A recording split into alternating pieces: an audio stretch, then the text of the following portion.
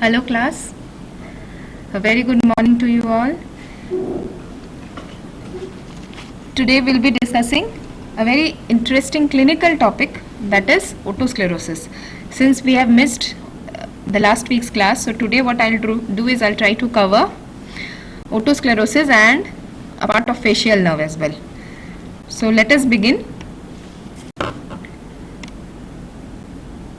I hope I'm audible, because now today I'm presenting it in another system. They have given me another laptop, so I hope I am clearly audible to all of you. If there is any issue, please let me know in your chats, okay? So now coming to otosclerosis.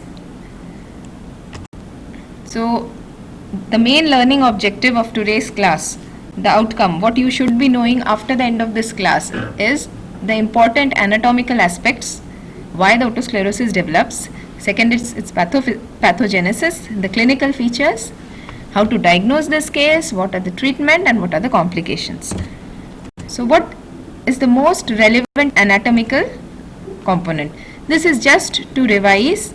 You all know the inner ear comprises of this otic capsule. Within the otic capsule is present, the otic capsule is nothing but the bony labyrinth, and within it is present the membranous labyrinth. This is the cochlea, the utricle saccule and the semicircular canals, and this is the cochlear duct, the utricle saccule and the membranous labyrinth. Okay, so this very clearly shows the endolymph and the perilymph within the entire otic capsule. Okay, and as you all know, let us start from here. What are these? These are the ossicles, correct? So try to first, what is this ossicle? This is the innermost ossicle, which is nothing but the stapes. That is the footplate of stapes. And footplate abutting the oval window. This is a round window. So this is the entire inner ear. As you can see, this round window is intimately associated with the cochlea, this being the three semicircular canals, the utricle and the saccule. This diagram is a very interesting diagram. You can see the endolymphatic duct, which is coming here, and these are the two ducts, one from the utricle, one from the saccule, joining to form the endolymphatic duct, and this is the entire cochlea. So this is again a further, you can say, ultra structure of cochlea, where the each loop, you know, cochlea has 2.5 turns, so each loop is showing you these many. This is all anatomy. This is just to revise so that you will understand the implications of what is the exact site where otosclerosis develops. This again, all of you know. What are these three things? If you take a cross section of cochlea, then this is what you will get to see. Okay, the scala vestibuli, the scala tympani, and in between the cochlear duct, in which is present the organ of Corti. So otosclerosis is primarily a disease of the bony otic capsule. So now you know what is otic capsule. I have just shown you. It is characterized by abnormal removal of mature bone by osteoclasts and replacement with a bone which is of greater thickness, cellularity and vascularity. What does this mean? In simple words, it means normal bone has been removed and the new bone that is formed is abnormal. That is histologically not the same as the previous bone. Due to this reason, the various changes occur and the clinical features develop. Okay, so it is nothing but removal of a normal bone and replacement by a bone which is not normal. It is an autosomal dominant hereditary disease leading to progressive conductive hearing loss in an otherwise dry ear. Till now we were discussing CSOM, where the patients had episodes of discharge. Some had profuse discharge, some had scanty discharge, but sometimes patients develop hearing loss even in the absence of discharge. There is no discharge. The tympanic membrane is absolutely normal. but still the patients have developed conductive hearing loss, which is progressive in nature. So what hearing loss he has today, 5 years down the line, it will increase. This is bilateral in 70% cases, more common in females. Most common age group affected is 15 to 45 years of age. And if the patient develops cochlear otosclerosis, that is the otosclerosis spreads to involve the cochlea, then there will be sensory neural hearing loss also. So etiology, now exact cause is unknown, but many factors have been proposed. Hereditary, endocrine, trauma, infectious. So there are various causes they think may contribute, may lead to development of otosclerosis. What is pathogenesis? Now I told you, in one, if you want to remember, it is normal bone being eaten away by osteoclast. The new bone which is formed is not normal. So what happens? There are two phases. Phase of otospongiosis and phase of sclerosis. So what is otospongiosis?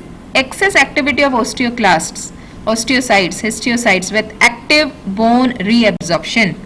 So here it is an active stage.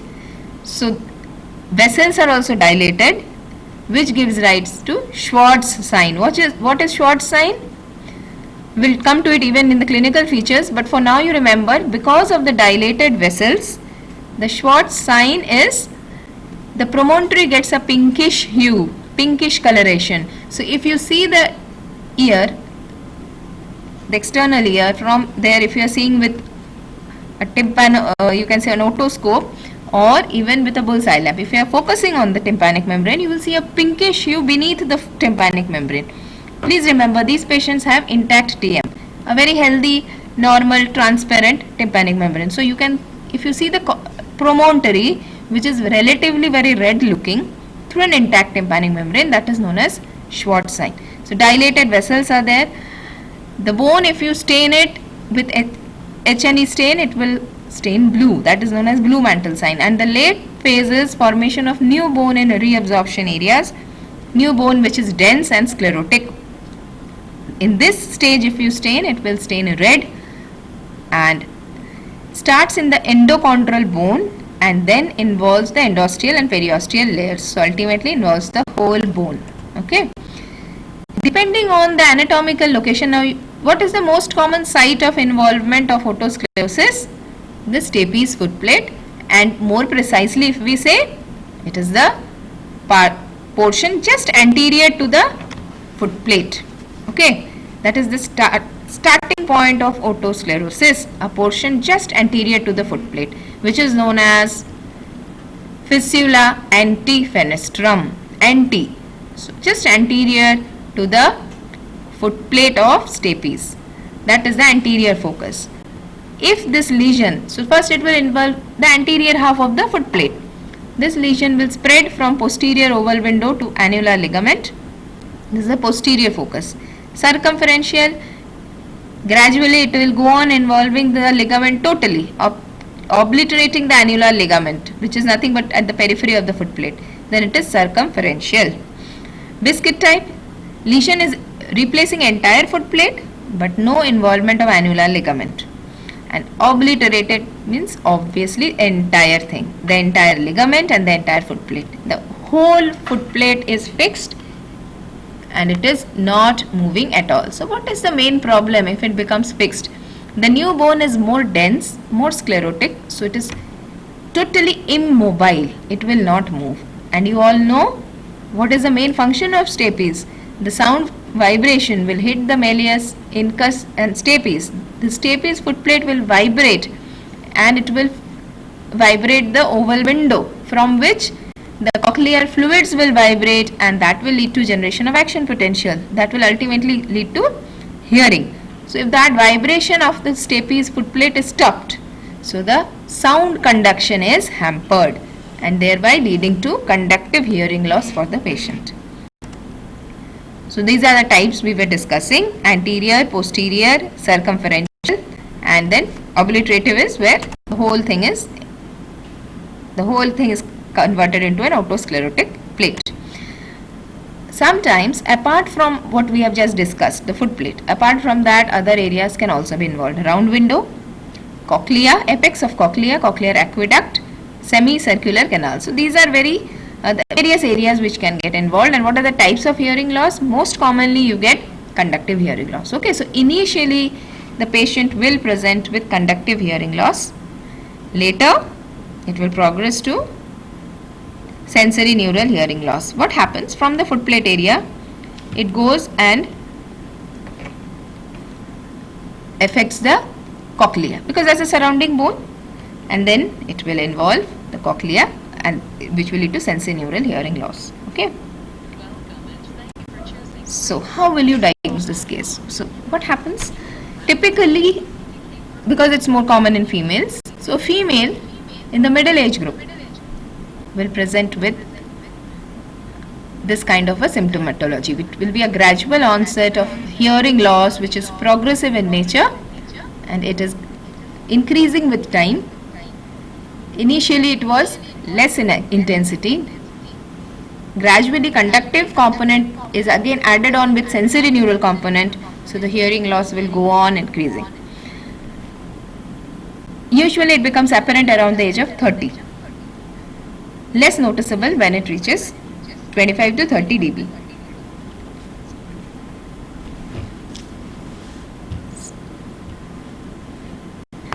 Then paraacusis of Willis. This is a very characteristic thing seen in conductive hearing loss patients of otosclerosis, where the patients find it very difficult to hear in loud sounds. If there is surrounding loud sound, they find it very difficult to hear. Gradually sound localization is also lost, and sometimes these patients will present with tinnitus. Usually which type of patients? Who have developed cochlear otosclerosis. So initially it was conductive, now cochlea has got involved, so it has become sensory neural, and sensory neural hearing loss often has a tendency of producing associated tinnitus. So a patient who will complain of a hearing loss gradually increasing in intensity over the years, now also she has developed features of tinnitus. In a typical middle-aged man or woman, more common in a female, you will think of otosclerosis as a probable differential diagnosis, especially in a dry ear, an ear which has no episodes of discharge. This is very important. Family history. So positive family history is because I told you, see, it is autosomal dominant with incomplete penetrance. So family history is very significant in these patients. So what will you do? On examination, you will see a red blush seen over the promontory area or anterior to the oval window. I hope you all know by this time what is promontory. Yes? So that is known as Schwartz sign. Then sometimes a patient with conductive hearing loss, you have to rule out other causes also, like an intact TM and a conductive hearing loss. The most common condition is otitis media with effusion, okay, and another is otosclerosis, which we are discussing. If you are suspecting something like middle ear serous fluid, then you can simply do a pneumatic insufflation. What is pneumatic insufflation? There is something known as Shigel's speculum. You can use that, which gives positive pressure. Once it has an inflatable bulb. If you press that bulb, positive air is sent to the external auditory canal and through the tympanic membrane to the middle ear. Now, if the patient has otosclerosis, the tympanic membrane will be perfectly mobile. If the patient has middle ear effusions, if the patient has otitis media with retracted tympanic membrane, then what will happen? Impaired tympanic membrane mobility. Okay, so this is a very important diagnostic point. By using pneumatic otoscopy, you can differentiate between otitis media with effusion from otosclerosis. Third is a tuning fork test. Obviously, these are essentials. These are extreme important clinical things which are always present in OPD, and you can assess the hearing status of this patient with a Rinne and Weber. And tuning fork tests are extremely essential to diagnose a conductive hearing loss differentiated from a sensory neural hearing loss. And if you confirm it to be a conductive hearing loss on Rinne test, You will then do a Weber test to see which side has conductive hearing loss, and once you can detect, you can confirm your test by doing Rini and then Weber, and you can see that these kind of patients will be complaining. Patient of otosclerosis will have a conductive hearing loss in the early stages. What they are trying to show here, actually this is a picture of a tympanic membrane which is intact, as you all can see. If you try to focus, this portion is slightly more congested, but it is not the tympanic membrane which is congested, it is the promontory which is reddish in color, and that can be seen through a clear tympanic membrane. If I orient you to this, which side of the ear can do you think it is? Yes, anybody can tell me? I am waiting. Which side of tympanic membrane do you think? Which ear? Right? Left?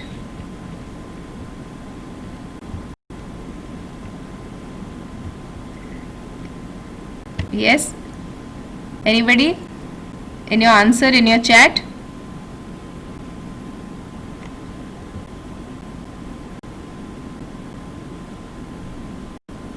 I am waiting.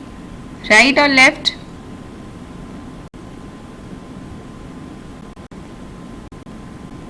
Or shall I ask randomly? Yes? समझ में आ रहा है तुम लोगों को कि नहीं? Okay, somebody has said right.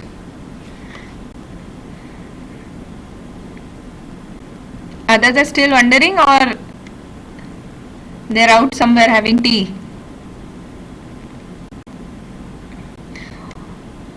Okay, let's come back to the. So they are saying right. So yes. So there are. It is, yes, you are right. It is the right-sided tympanic membrane. Why? Because if this is the entire tympanic membrane, can you see this thing? What is this? It is the cone of light. Cone of light, you all know, is present in the antero-inferior quadrant. What is this? Handle of Malleus. Handle of Malleus, the tip part. Okay, always remember this. The apex of this handle of Malleus, that is always tilted to the anterior aspect. So if the cone of light is in the antero-inferior portion and this is tilted anteriorly, then obviously this is the right tympanic membrane. Had it been the left tympanic membrane, then cone of light would have been here, and in a dull TM where you cannot see the tympanic cone of light, or in a perforated TM where you cannot see cone of light, in that case how will you decide? You will see the inclination of the handle of Malleus. Okay. Now, so let's proceed.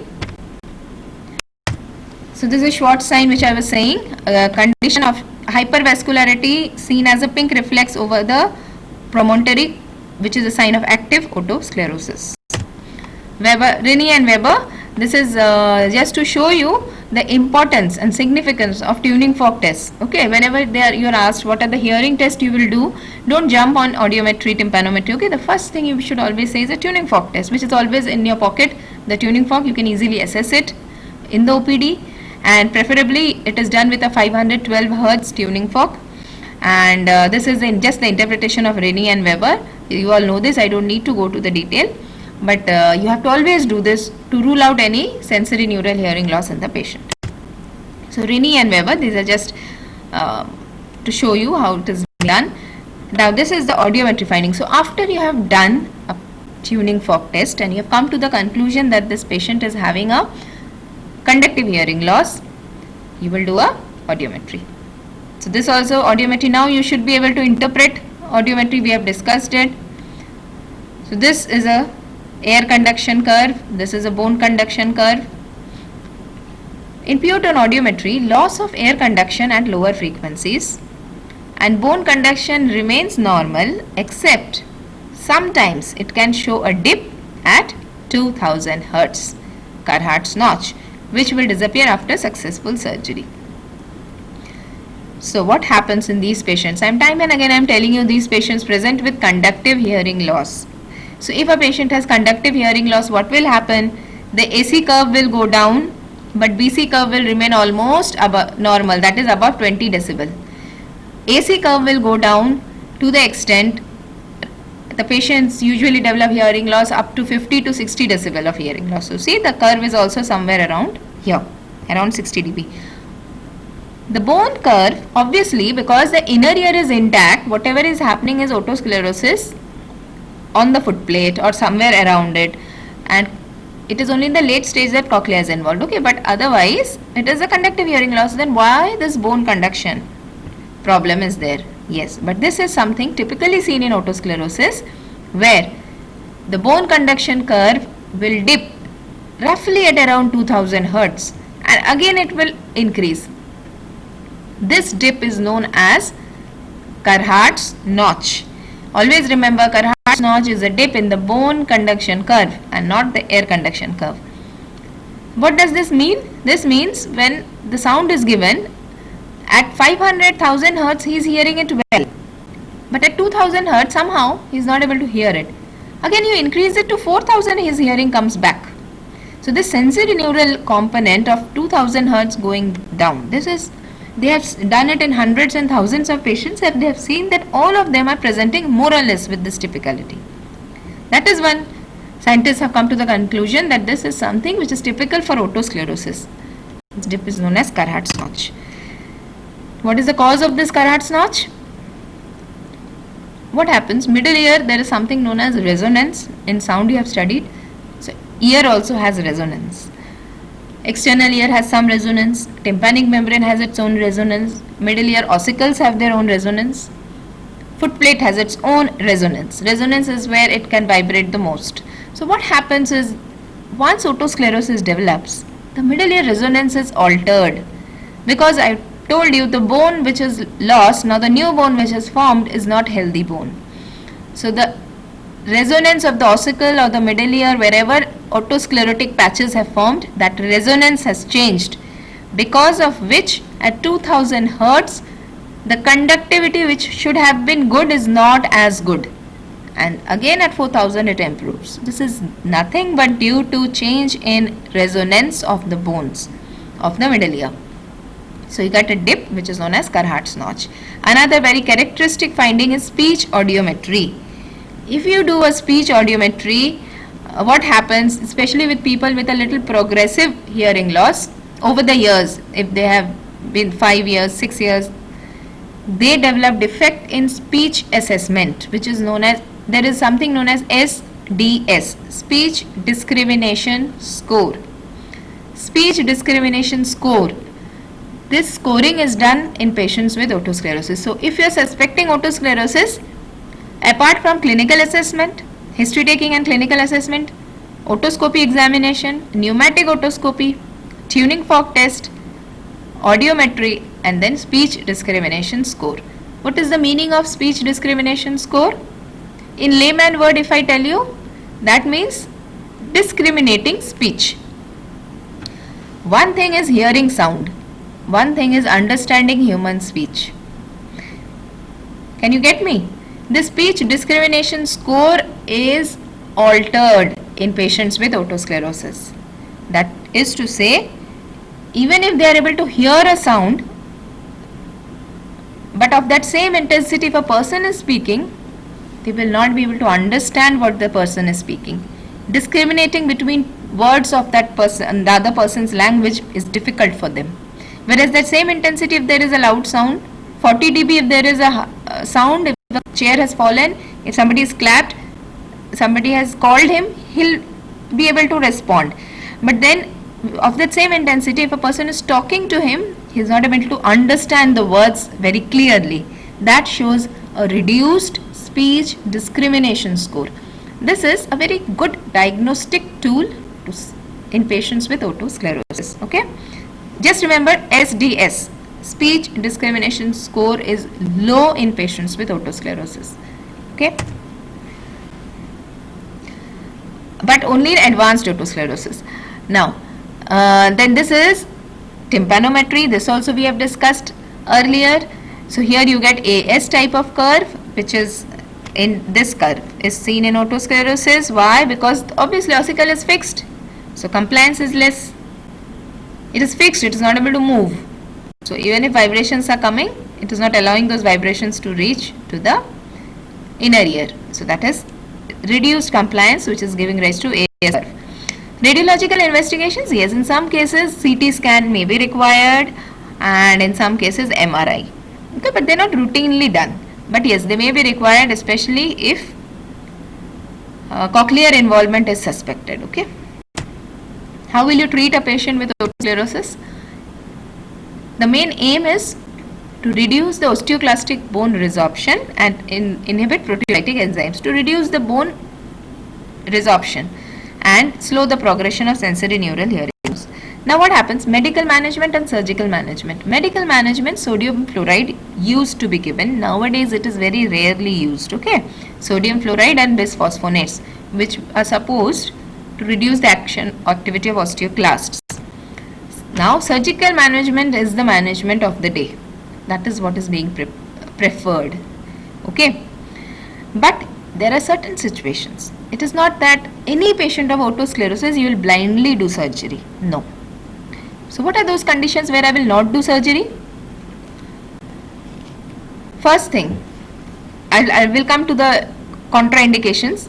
Here this slide is showing if both the ears are affected, then you will have to see which ear has greater hearing loss and you will do surgery in that ear. Preferably it is done under local anesthesia. Why? Because the moment you are doing surgery, because you are working at the stapes foot plate, you are very close to the inner ear. If the patient is in local anesthesia, he is aware of everything, of his surroundings. So if he develops vertigo, he can immediately complain that I am developing vertigo. So you are also very cautious while you are dealing near the foot plate. Okay. The surgical techniques mainly are stepidotomy and stepidectomy. Just remember the names: stepidotomy and stepidectomy. If it is stepidotomy, obviously it means tomy, so you are making a hole. Ectomy, you are removing part of the foot plate. So previously stepidectomy used to be done. Nowadays stepidotomy is done. Selection criteria: hearing loss is 30 dB or worse. First thing. AB gap, ear bone gap of at least 15 dB. Rini is negative for 256 and 512 Hz, and SDS score is 60% or more. What is the meaning of all this? A patient who has developed a very mild form of otosclerosis, whose hearing loss is also not that significant, we will not choose that patient for surgery. Why? Because even post surgery you won't be able to give him a hearing which is far better than what he is already having. No, because his hearing loss is very minimal now. But if a patient has come to you with already 30 dB or more of hearing loss and ear bone gap of 15 dB or more, then these are the candidates ideal for surgery because they will benefit maximum from the surgery. Fourth point, speech discrimination score. I was telling you, patients with advanced otosclerosis develop a poor speech discrimination score. Okay, patients with early stage do not, because in them cochlea is still good.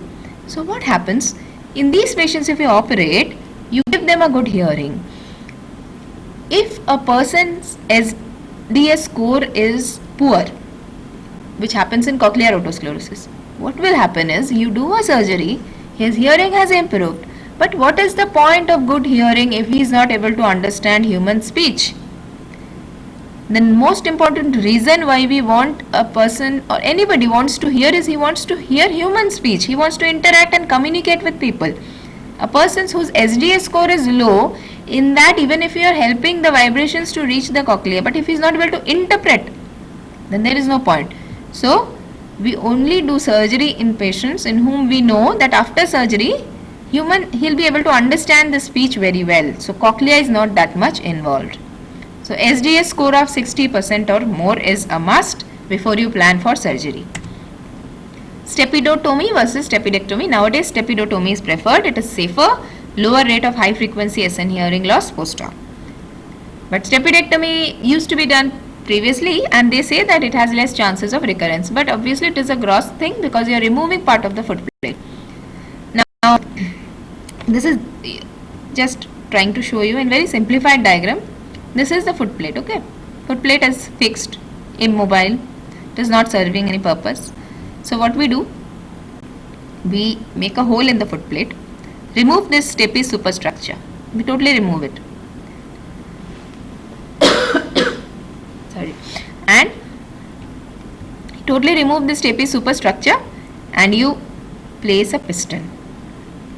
All this is fixed, so it is not conducting the sound.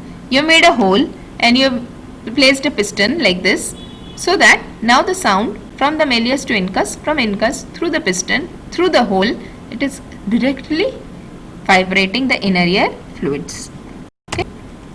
Contraindication: if the otosclerotic ear is the only hearing ear in this patient. Suppose the other ear has been damaged years ago, whatever is the reason. This is the only hearing ear, then you will not operate. Why? Because you are dealing with inner ear so closely, there is always a risk of iatrogenic hearing loss. You may give a hearing. There is always a risk to the surgery. So if that is the only hearing ear, and if you are planning to do a surgery, in case something goes wrong and in case the patient develops an SN hearing loss, he will be totally deaf. So you cannot do that. So everything here is risk benefit ratio. If you see that the risk is more, you have to advise the patient that surgery cannot be done in your case. Meniere's disease. Then occupational exposure.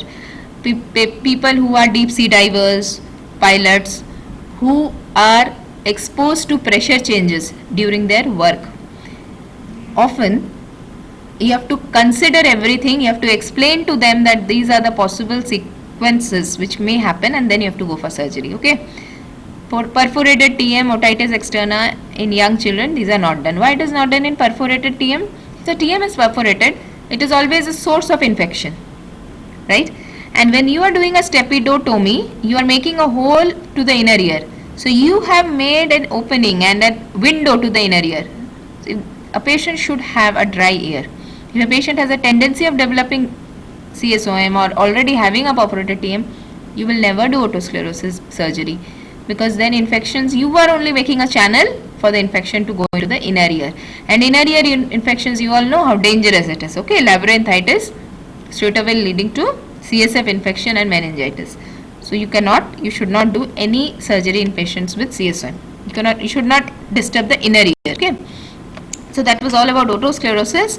Now this is just about facial nerve, because facial nerve is also very important part of your middle ear anatomy. So facial nerve is 7th of the 12 cranial nerves. It is a mixed nerve with both motor and sensory roots. So this is a bit of theory, but it is important for you to understand, because then you will understand the various functions of the facial nerve.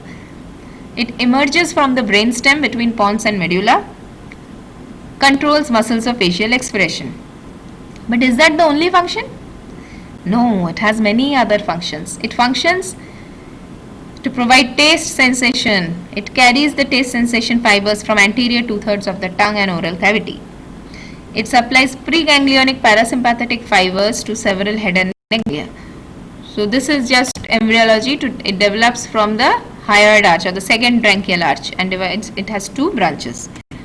So this is how it emerges from between the pons and the medulla, and it has 4 nuclei of origin. It's very complicated now. Okay. It has origin itself, it has 4 nucleus. Each nucleus has its own function. So it is, yes, a bit complicated. But that is the reason you should know about its origin, its functions. The nerve that we discuss in middle ear, that is a very proper motor nerve. Okay, and along with it the chorda tympani travels. So this is the abducent nucleus, superior salivatory nucleus, facial nucleus from where the facial nerve comes, the motor nerve which travels in the middle ear, and the nucleus tractus solitarius. 4 nuclei of the facial nerve. So the motor nucleus of the facial nerve, which is present in the lower part of pons, giving rise to SVE fibers. This is a bit boring. I know, but if you correlate it with anatomy and study, this is the motor nucleus that we are talking about, then it is easier. Then superior salivatory nucleus, which is mainly associated with parasympathetic fibers of greater superficial petrosal nerve, GSPN. Always remember, parasympathetic system is concerned with what? Secretions. One word if I say, it is secretions. So parasympathetic nerve associated with greater superficial petrosal nerve, GSPN, and chorda tympani. What do they do? Chorda tympani is for taste. GSPN goes to where? Lacrimal gland. Okay. So secretions. Always remember, parasympathetic is secretions. Then third is nucleus tractus solitarius. And fourth is GSA fibers, which are nothing but sensory nucleus and spinal nucleus of the fifth nerve. So facial nucleus is a motor nerve, and it is a mixed nerve with motor component and sensory component. It has 4 nuclei of origin, each nuclei having its own separate functions. This is, if I compare it in one page, then this is the best thing you can. This is the first thing, what is the superior salivatory nucleus supplying the submandibular and sublingual salivary glands. Preganglionic secretomotor. Motor nucleus is always associated with muscles of facial expression, the main motor activity that you all know. Facial expression, stylohyoid, posterior valley of digastric, platysma and stapedius. So all this is the main motor function of facial nerve. SVA, that which is rising for Practus solitarius, taste functions.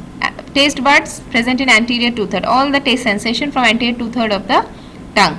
And spinal nucleus of fifth nerve is supplying part of the skin of external ear. Codes of the facial nerve. Now here, don't go into the, you don't need to study the great detail of the codes, but one thing is obviously arising between pons and medulla. So it has an intracranial course and an extracranial course. Intracranial course further has an intrapetrous part.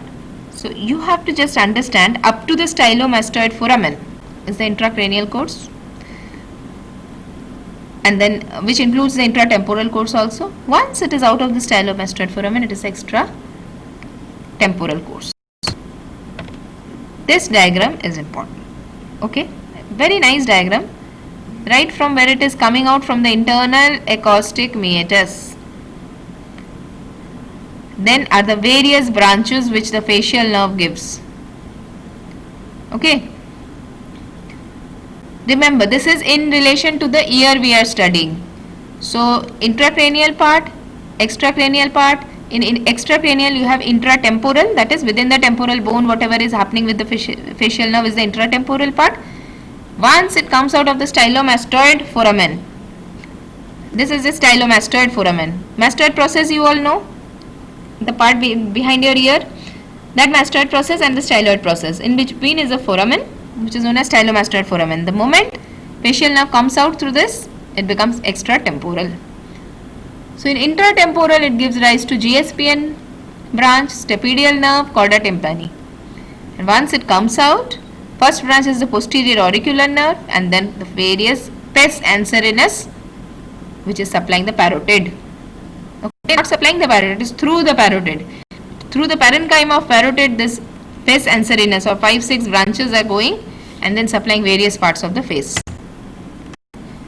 So branches, intracranial, we just discussed, GSPN, stapedius and chorda tympani. Intratemporal, these are the 4, that is how they have divided the facial nerve into 4 parts. Okay, we'll come to the parts of the facial nerve within the middle ear after some time. That part is 4 part, okay, intrameatal, labyrinthine, tympanic and mastoid. Extracranial are posterior auricular, digastric and stylohyoid. And after that the terminal branches, this you all know. The 5 branches because of which the name has come as pes anserinus: temporal, zygomatic, buccal, marginal mandibular and cervical. There is a diagram which I would like you to see. So try to place your hands, this one hand with all the fingers apart on your face, and wherever the fingers will go, that is exactly the direction of how the branches of the facial nerve will go. This is the extratemporal part. Okay.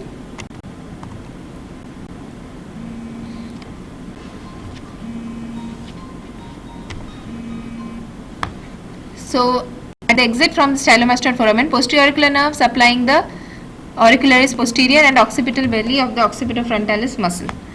Digastric branch supplying posterior belly of digastric muscle and stylohyoid branch. So now the terminal branches. So terminal branches also I have shown you.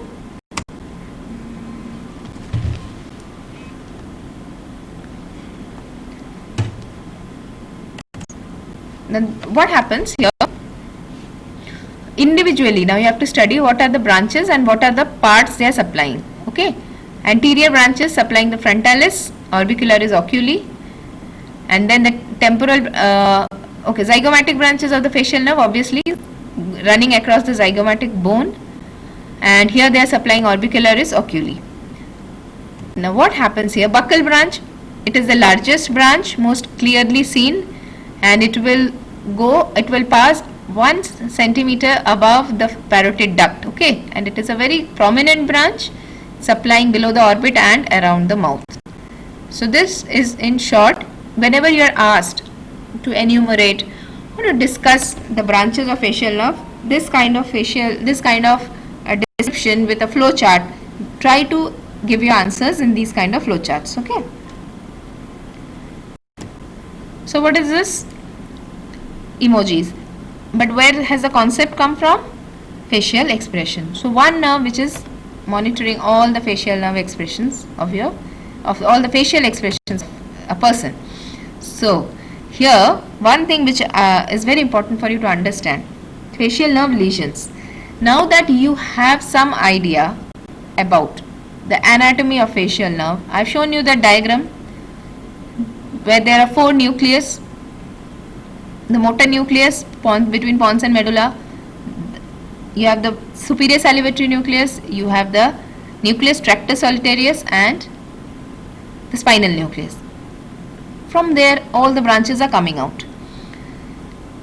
It has these, before the nucleus there is a prenuclear branch which is coming out from pons and medulla, between pons and medulla. So there, depending on the site of lesion, the patient's clinical parameters will change. So even by clinical examination you can ascertain where is the anatomical site of lesion of the facial nerve. This is very interesting actually.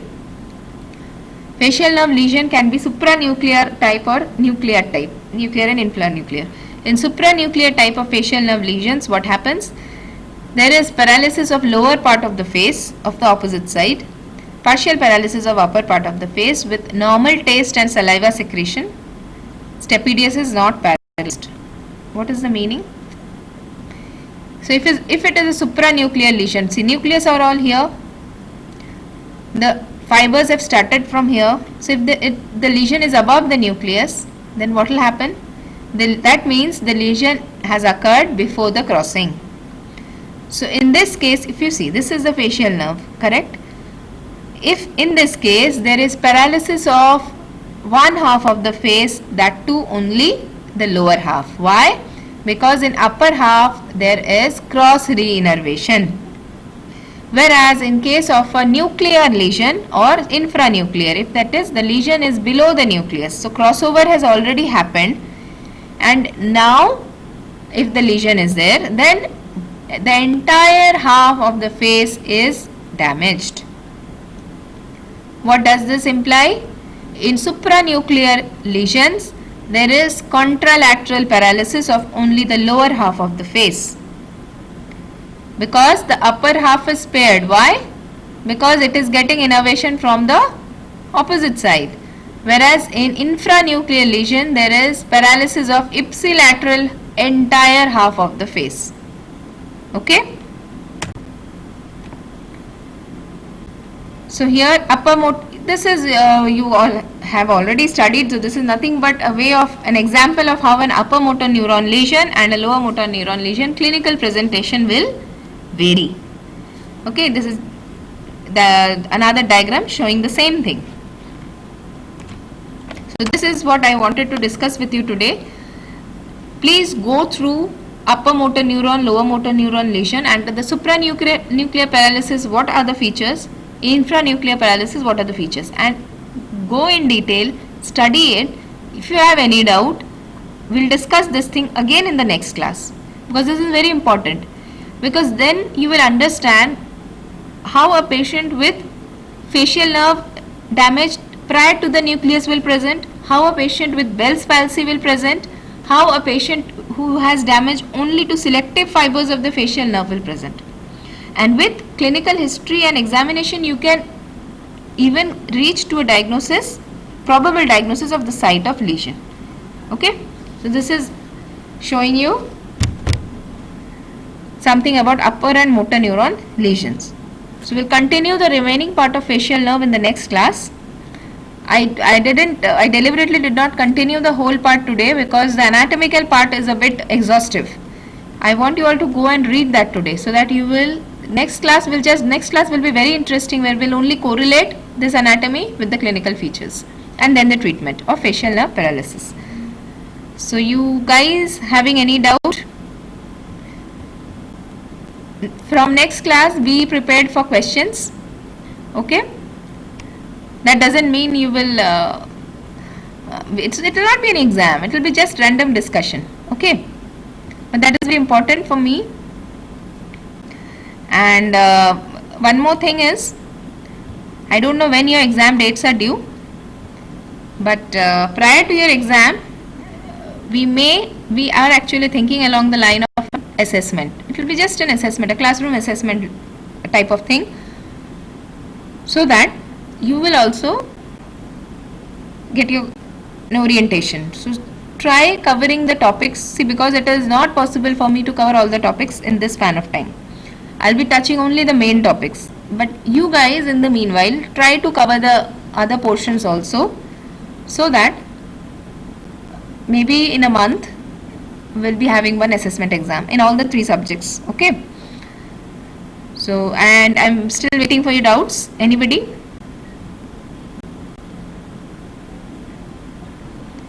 So all have understood everything.